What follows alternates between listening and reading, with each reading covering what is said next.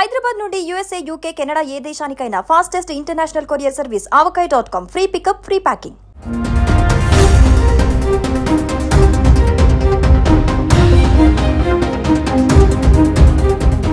Digital transaction సిస్టంలోని కీలకమైన యూపీఐకి సంబంధించి కొన్ని చేంజెస్ రాబోతున్నాయి. National payments corporation of India NPCI August 1 నుంచి న్యూ రూల్స్ ని తీసుకొస్తోంది. యూపీఐ వ్యవస్థపై ఒత్తిడిని తగ్గించడంలో భాగంగా బ్యాలెన్స్ చెక్, ఆటో పేమెంట్ కు సంబంధించిన కొన్ని రూల్స్ మారనున్నాయి. ఇంతకీ ఏమిటా రూల్స్ ఇప్పుడు తెలుసుకుందాం.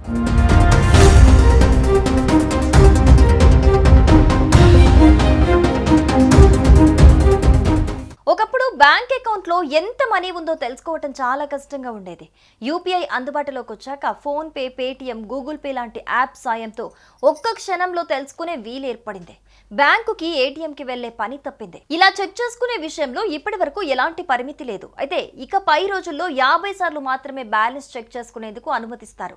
అలాగే ఒక మొబైల్ నంబర్ పై ఎన్ని బ్యాంకు ఖాతాలు లింక్ అయ్యాయో 25 సార్లకు మించి చూసుకోలేరు. నెట్వర్క్ పై భారం తగ్గించడం ద్వారా కస్టమర్స్ కి మరింత మెరుగైన, ఇంటరప్షన్ లేని సేవలు అందించడమే లక్ష్యంగా బ్యాంకులు, యూపీఐ సేవల సంస్థలకు ఎన్పీసీఐ ఈ ఆదేశాలు జారీ చేసింది.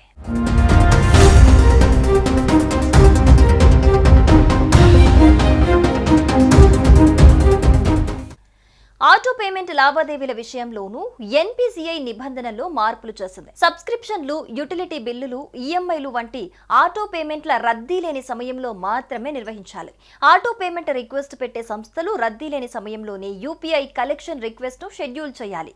యూజర్లు చేసే చెల్లింపులకు ఈ రూల్ వర్తించదు.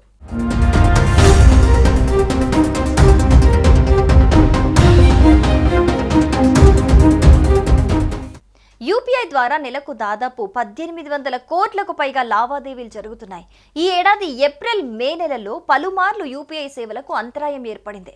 అనవసర ఏపీఐ వల్ల ఈ పరిస్థితి నెలకొందని ఎన్పీసీఐ గుర్తించింది. అంటే పదే పదే బ్యాలెన్స్ తనిఖీ చేయటం, పేమెంట్ స్టేటస్ చెక్ చేయటం వంటివి ఇందుకు కారణమయ్యాయి. ఈ నేపథ్యంలో ఆగస్టు 1 నుంచి తాజా మార్పులకు శ్రీకారం చుట్టింది. వీటి వల్ల సాధారణ వినియోగదారులపై పెద్దగా ప్రభావం ఉండదు. ఎందుకంటే రోజులో ఎక్కువ సార్లు ఎవరు బ్యాలెన్స్ తనిఖీ చేపట్టారు. ఒకవేళ ఆ పరిమితికి మించి చేసినప్పుడే అంతరాయాన్ని గుర్తిస్తారు. Paytm, phone pay, Google pay వాడే వారందరికీ ఈ రూల్స్ అయితే వర్తిస్తాయి.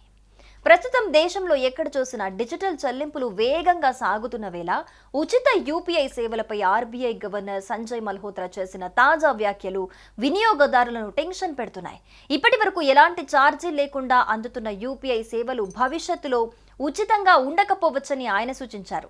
ఉచిత డిజిటల్ లావాదేవీల యుగం ఫైనల్ స్టేజ్కి చేరుకుంటుందన్నారు. ప్రస్తుతం యూపీఐ వ్యవస్థను ఉచితంగా కొనసాగించేందుకు ప్రభుత్వం, బ్యాంకులు, ఇతర సంస్థలకు ఆర్బీఐ ద్వారా సబ్సిడీలు అందిస్తోంది.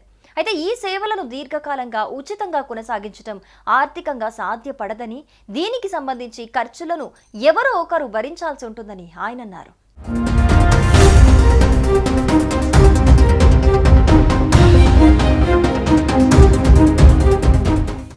దీన్ని బట్టి చూస్తే భవిష్యత్తులో యూపీఐ ద్వారా లావాదేవీలు చేయాలంటే వినియోగదారులు ఒక నిర్దిష్ట ఛార్జీలు చెల్లించాల్సిన అవసరం తప్పనిసరి కాబోతోందనిపిస్తోంది. ప్రస్తుతం కేంద్రం జీరో మర్చెంట్ డిస్కౌంట్ రేట్ విధానాన్ని కొనసాగిస్తోంది. ఇండియాలో యూపీఐ వ్యవస్థను ఉచితంగా కొనసాగించడం ప్రపంచవ్యాప్తంగా ఓ ఆదర్శంగా నిలిచినప్పటికీ రాబోయే కాలంలో మాత్రం ఇది సాధ్యపడదని ఆర్బీఐ స్పష్టంగా తెలిపింది. డిజిటల్ ట్రాన్సాక్షన్ ఆర్థికంగా స్థిరంగా ఉంచాలంటే సేవలకు గల వ్యయాన్ని ఎవరైనా భరించాల్సిందేనని ఆర్బీఐ గవర్నర్ తెలిపారు. ఈ వ్యాఖ్యలు డిజిటల్ పేమెంట్ రంగం విజన్ మార్పుకు సంకేతంగా మారనున్నాయి. భవిష్యత్తులో ఆర్బీఐ, కేంద్ర ప్రభుత్వం యూపీఐ సేవలపై ఛార్జీలు విధించే విధానాన్ని అమలు చేస్తాయా లేదా అనేది తెలియాల్సి ఉంది.